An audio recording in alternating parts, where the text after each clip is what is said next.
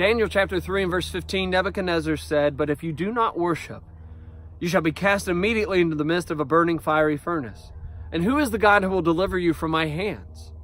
But Shadrach, Meshach, and Abed-Nego answered and said to the king, "O Nebuchadnezzar, we have no need to answer you in this matter. If this is the case, our God in whom we serve is able to deliver us from the burning fiery furnace. And he will deliver us from your hand, O king. But if not, let it be known to you, O king, that we do not serve your gods, nor will we worship the golden image in which you have set up." Nebuchadnezzar has set up a golden image, and he's made a declaration that everybody who hears the music is to bow down and worship. But 3 men refused to do that. Shadrach, Meshach, and Abed-Nego. Think about their circumstance. Everybody's doing it. Do you notice in verse 7, who all bowed down?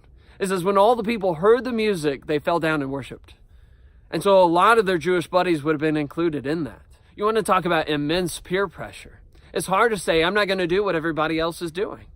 It's hard to go against the grain. And that's especially true when you consider the consequences for not doing it. Either bow down or get burned. You resist the king, you're going to get the fiery furnace. But these 3 men said, we're not going to worship your idol. We're not going to bow down. We refuse.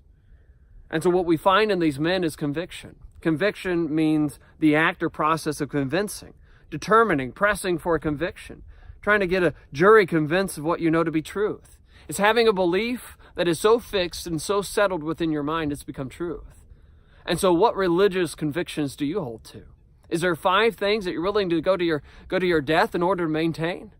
The truth is the fire still burns. I know it still burns in high school. If you try to stand up for godly biblical principles, you're going to get burned.